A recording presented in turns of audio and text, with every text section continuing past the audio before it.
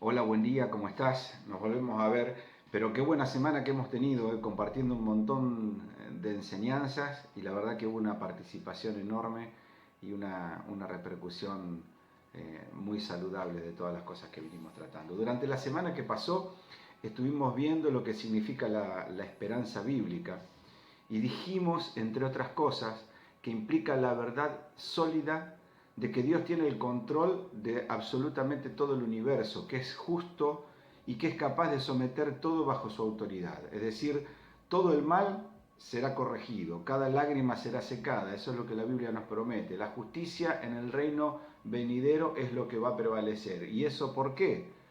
Todo es por Jesús, obviamente es por Jesús, es por su muerte en la cruz por nuestros pecados y su resurrección.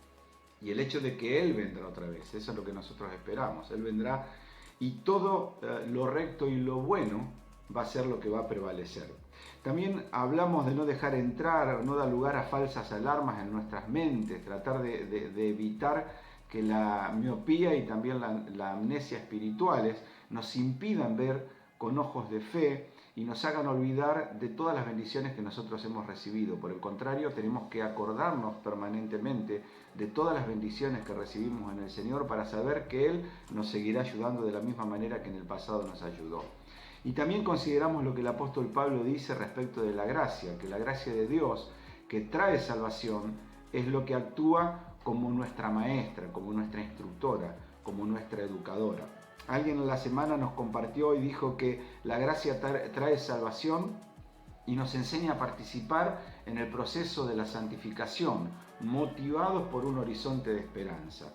Entonces la esperanza resulta ser motivadora para poder autodisciplinarnos. Si bien para salvarnos nosotros no podemos hacer absolutamente nada más que abrir el corazón, para santificarnos sí podemos hacer y debemos hacer, porque la gracia se manifiesta como pedagoga, como instructora, como maestra, produciendo en nosotros, como dice la Biblia, el querer como el hacer para que se haga la voluntad de Dios. Entonces la gracia, dijimos, nos enseña, la esperanza nos motiva y el apóstol Pedro nos dice, santifiquen a Cristo como el Señor en sus corazones, estando siempre preparados para presentar defensa ante todo el que les demande razón de la esperanza que hay en ustedes. Pero háganlo con mansedumbre y háganlo con reverencia. Esto es, si alguien les pregunta acerca de la esperanza que tienen como creyentes, estén siempre preparados para dar una explicación. ¿Y de qué manera lo hacemos? Y bueno, vamos a meternos otra vez siguiendo a estos jóvenes de los que habíamos tratado que están en Babilonia, porque al fin y al cabo, incluso en Babilonia, el reino de Dios es cierto, Él tiene el control, aun cuando sentimos que nuestro mundo alrededor está fuera del control. Él arreglará todo al final de los tiempos. Nuestra tarea entonces es proteger nuestro corazón y mente enfocándonos en la habilidad de Dios, no en la nuestra, y en su bondad, en lugar de estar sumiéndonos en la realidad por dolorosa que se nos presente, de un mundo que verdaderamente es un mundo caído. Porque a decir verdad, tus creencias, todo lo que vos decís creer, en algún momento eso va a ser confrontado y va a ser menospreciado. Y sabes una cosa, nos vamos a meter en un tema que tiene que ver con la educación. Después de que vos cumplís 5 años, sin contar lo que ahora se usa tanto, que son los jardines maternales, vas a estar por al menos 2 décadas recibiendo educación. Y ojalá que esa educación continúe, que no sean solamente esas 2 décadas, y sigas aprendiendo por el resto de tu vida, porque la educación nosotros debemos decir que es algo verdaderamente bueno. Así que amá a Dios con tu mente, usándola, usando tu cabeza para pensar y desarrollándola también. Sabes que la Biblia dice que el conocimiento es poder y la gente también piensa lo mismo, que el conocimiento es poder. Mirá lo que dice Proverbios 24:5. La sabiduría fortalece al hombre y el conocimiento aumenta su poder. La Biblia dice que debes invertir en tu educación y también que debes ser cuidadoso porque debes aprender lo correcto. Proverbios 4:13 dice también, acepta mis enseñanzas y no te apartes de ellas, cuídalas mucho, que de ellas depende tu vida. Mirá, de la educación, de las enseñanzas del Señor también depende tu vida. Cuida tu educación. Vamos a pedirle a los mayores y nosotros como mayores, cuidemos la educación de nuestros hijos. Ayuden a los chicos también a cuidar su educación. Que no menosprecien eso, que lo valoren mucho. Ahora vamos a recordar dónde estábamos con nuestros 4 jóvenes israelitas. Dice Daniel 1:4-5. Selecciona solo a jóvenes sanos, fuertes y bien parecidos. Eso lo habíamos visto. Eso es lo que le dice el rey a sus súbditos. Asegúrate de que sean instruidos en todas las ramas del saber, que estén dotados de conocimiento y de buen juicio, y que sean aptos para servir en el palacio real. Enseña a estos jóvenes el idioma y la literatura de Babilonia. El rey les asignó entonces una ración diaria de la comida y del vino que provenían de su propia cocina, y debían recibir entrenamiento por 3 años, hasta ahí vamos, y después entrarían al servicio real. Todas las ramas del saber equivalen a una carrera universitaria. Estos jóvenes seguramente estarían ansiosos, estarían temerosos, como cuando uno tiene que entrar por primera vez a la universidad. Pero ellos estaban entusiasmados también porque habían sido seleccionados para eso. Así que imagínate, estos jóvenes adolescentes de 15 años estudiaron ahora 3 años en la universidad, donde recibieron todo tipo de educación, de la buena y también de la mala, porque eso a veces es lo que se recibe en la universidad. Muchos de los cursos que ellos iban a aprender eran contrarios a su fe y eran contrarios a su Dios. Y eso es lo que verdaderamente ocurre.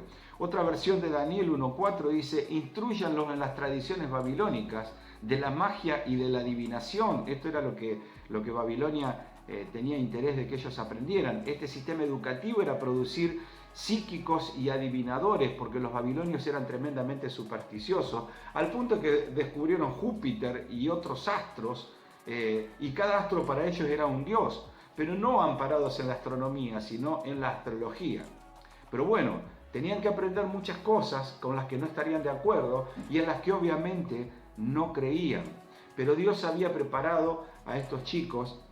Y en el versículo 17 dice, a estos 4 jóvenes Dios les dio aptitud excepcional para comprender todos los aspectos de la literatura y de la sabiduría. Y a Daniel Dios le dio la capacidad especial de interpretar el significado de visiones y sueños. Lo que Babilonia esperaba en cierto modo. Es decir, que cuando Dios te quiere enviar para algo, te prepara para algo, nunca te pedirá algo para lo que Él no te dio la habilidad. No pondrá sobre vos no pondrá nada más sobre vos que aquello que pone dentro tuyo. Es decir, que te dio eso para que hagas lo que Él se propone hacer con vos. Ellos ya habían soportado 2 grandes pruebas y salieron sobresalientes, pero ahora tienen otra prueba bastante grande también. ¿Podrán estudiar en una escuela pagana y no perder su fe? Aunque no todo lo que los babilonios enseñaban o estudiaban era malo. Pero bueno, estos jóvenes, si pasaban esto, si salían sobresalientes en la universidad, recibirían un ascenso. Y dice Daniel 1:18-20, cuando se cumplió el periodo de instrucción ordenado por el rey, el jefe del Estado Mayor llevó a todos los jóvenes ante el rey Nabucodonosor. Parece que ellos sí pasaron, estaban dentro de todos esos jóvenes que el rey llevó. ¿Y saben qué? A ellos los encontraron 10 veces mejor que los demás. Me refiero a Daniel y sus amigos.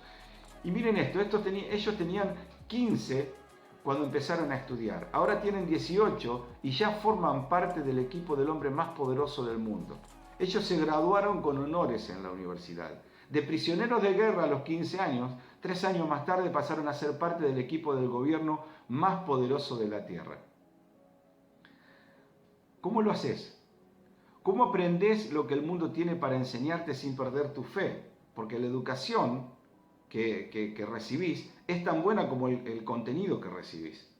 Y bueno, veamos en algunos puntos cómo podés sobresalir en tu educación, cómo podés salir en tu negocio.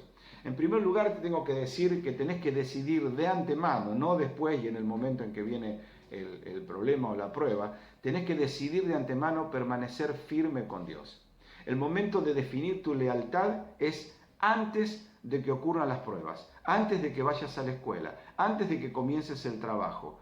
Aquí ese es el punto donde decides tener éxito. Ahí es donde decidir tener éxito. Si te vas a ir a otro lugar a estudiar, lo primero que tenés que hacer es buscarte una iglesia, buscarte un amigo que puedas compartir las cosas de Dios con él. No decidir la educación y después hacer lo otro, sino primero decidir tu lealtad a Dios. Segunda de Timoteo 3:12 dice, es cierto, y todo el que quiera vivir una vida de sumisión a Dios en Cristo Jesús sufrirá persecución. Ten en cuenta que esto va a venir.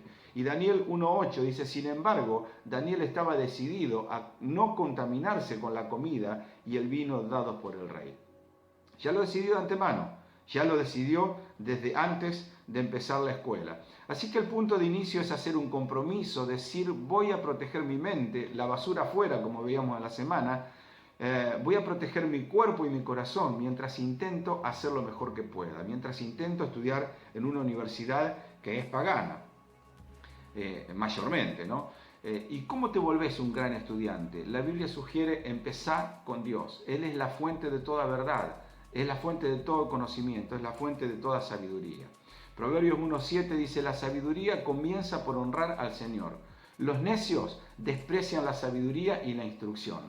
Pablo le dijo a Timoteo en la primera carta que el problema de mucha gente es que saben mucho, pero no conocen a Dios.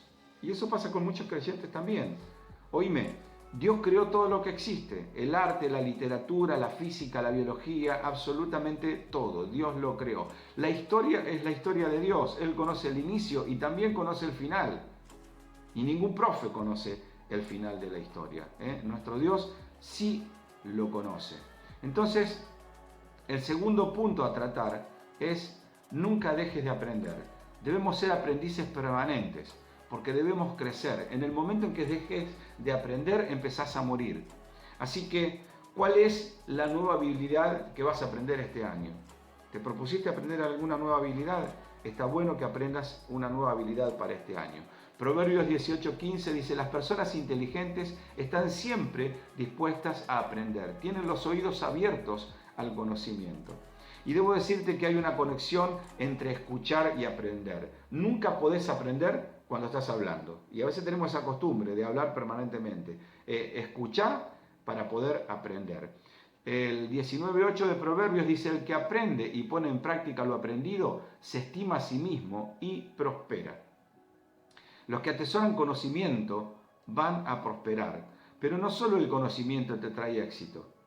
Así que debemos conocer para esto que hay una diferencia entre conocimiento y sabiduría. Y mira, lo que te tengo que decir es que conocimiento es información obtenida de la educación o de la experiencia, mientras que la sabiduría es ver y responder desde la perspectiva de Dios. Sabiduría es ver tu carrera, finanzas, relaciones, etcétera, desde la perspectiva de Dios. Es así como muchas personas que conocen mucho no prosperan porque no tienen sabiduría. Podés tener conocimiento de un libro o de muchos libros, pero la sabiduría viene de Dios. Y si querés ser sabio, si querés sobresalir en la educación, el tercer punto que te invito a considerar es meditar en la palabra de Dios. Medito en la palabra de Dios. Debo leerla absolutamente todos los días, debo memorizarla. No es algo que debo hacer rápidamente, debo hacerlo con detenimiento, me tengo que tomar tiempo para poder hacerlo. Josué 1.8 dice, estudia constantemente este libro de instrucción. Medita en él de día y de noche para asegurarte de obedecer todo lo que allí está escrito. Solamente entonces prosperará y te irá bien en todo lo que hagas. Es importante también aprender la verdad para poder discernir entre lo bueno y lo malo, para poder discernir todo tipo de mentiras. Si no conozco lo verdadero, ¿cómo voy a hacer para distinguir lo falso? Salmo 119, 104 dice, tus mandamientos me dan entendimiento. Con razón detesto cada camino falso en la vida. Si yo no conozco los mandamientos de Dios, no conozco la verdad de Dios, no tengo forma de discernir los caminos falsos o los caminos malos. Mirá, Salmo 119, 99. Así es, tengo mejor percepción de mis maestros, porque siempre pienso en tus leyes. La verdad siempre seguirá siendo verdad, por más que la quieran cambiar. Proverbios 15, 14 dice, el sabio tiene hambre de conocimiento, mientras que el necio se alimenta de basura. ¿Te acordás del tema de lo de basura? Basura adentro, basura afuera, que estuviste viendo durante la semana. El necio se alimenta permanentemente de basura, mientras que el sabio tiene hambre de conocimiento. ¿Esto qué quiere decir cuando te invito a leer la Biblia, a considerarla, a hacerlo con detenimiento? Esto quiere decir menos Facebook, menos Instagram y más metido en la palabra de Dios, en la Biblia. El cuarto punto a considerar es elegir creyentes como mis mejores amigos. ¿Escuchaste eso? Elegir creyentes. ¿Quiénes van a ser tus mejores amigos? Que sean creyentes. Cuando hablábamos de la miopía en la semana, alguien dijo que cuando la padeces necesitas un auxiliar. Si no, no podés ni siquiera salir a la calle. Lo que está diciendo es que necesitamos auxiliares y que el problema es qué tipo de auxiliares nosotros utilizamos. La cuestión es que es muy legítimo tener amigos, ¿no? Porque si no, ¿a quién le vas a predicar el Evangelio? A ellos les podés mostrar amor, les podés mostrar interés, les podés mostrar bondad, y para eso están, para ganarlos para Cristo. Pero los mejores amigos con quienes te relacionás, o con quienes te vas a relacionar más, o con quienes debes relacionarte más, o con quienes debes pasar la mayor parte del tiempo, deben ser creyentes muy firmes. Elegí tus mejores amigos y que sean creyentes muy firmes, como lo hizo Daniel, que se rodeó de amigos creyentes. Esas personas te levantan en vez de tirarte hacia abajo, porque es más fácil tirarte hacia abajo que levantarte. Cualquiera puede predecir qué clase de hombre o mujer vas a ser dentro de 10 años, si le decís solamente dos cosas. Ellos lo pueden predecir sin ser adivinos, si le decís solamente dos cosas. Y la primera cosa es quiénes son las personas con las que pasás la mayor parte del tiempo. Y la segunda es qué estás leyendo, con qué estás llenando tu mente. Y ya van a decir qué clase de persona vas a ser dentro de unos años. Proverbios 14:7 dice, no te acerques a los necios, ni siquiera te acerques, porque no encontrarás conocimiento en sus labios. No van a decir nada bueno, nada sabio. Salmos 1:1. Afortunado el que no sigue el consejo de los perversos, ni el ejemplo de los pecadores, ni se une con los que andan burlándose de todo. Es afortunado, es sabio el que no se sienta en su silla, dice otra versión. El quinto punto que vamos a considerar es estar conectado a una iglesia y a un ministerio. Esto es muy importante, conectarte a una iglesia, participar en un ministerio, en un servicio. Necesitas recibir, necesitas dar y necesitas también apoyo. Hebreos 10:25 dice, no dejemos de congregarnos como acostumbran a hacerlo algunos. Vos podés recibir una palabra conectado a internet. Gracias a eso, gracias a la internet, podés escuchar un sermón y recibir un buen sermón, mejor que el sermón que te dan tus propios pastores. Lo podés escuchar. Podés verlo en tu casa, calentito, quedarte con tu pijama, levantarte tarde, pero no vas a recibir ni la 10ª parte, o menos que eso, si no te reunís con los demás, si no te reunís con tus hermanos.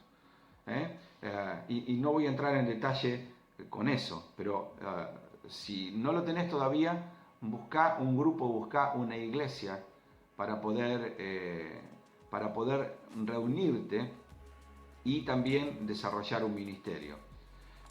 Y el último punto, si querés ser sobresaliente en tu educación y aún así no perder tu fe, debes recordar que Dios te recompensará. Es un tema que también tratamos en la semana. Jesús dice que cuando seas burlado, insultado, perseguido por tu fe, vas a ser recompensado porque te paraste firme en favor de la verdad bíblica, en favor de la verdad del Evangelio. Mateo 5:11 dice, dichosos serán ustedes cuando por mi causa la gente los insulte, los persiga y levante contra ustedes toda clase de calumnias.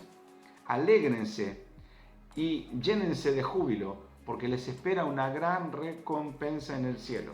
Así también persiguieron a los profetas que les precedieron a ustedes. Es decir, acá casi que te pone en la categoría de un profeta, como Daniel o como Moisés y todos los demás. Y Dios a los únicos hombres a quienes les reveló el final de la historia fueron Daniel y Juan. Él les dijo lo que iba a pasar al final de los tiempos. Y Dios confió particularmente en Daniel porque ya lo había probado en todo lo que nosotros hemos visto hasta el momento.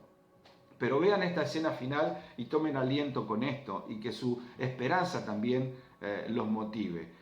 Dice Filipenses 2:9 que Dios les dio a Jesús el nombre que está por encima de todos los demás nombres, para que ante el nombre de Jesús se doble toda rodilla en el cielo y en la tierra y debajo de la tierra, y toda lengua confiese que Jesucristo es el Señor para la gloria de Dios Padre.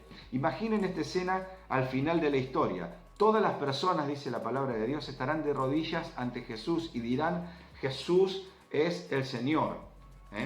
Algunos lo van a hacer con alabanza y otros juzgándose a sí mismos por haberlo negado hasta ahora.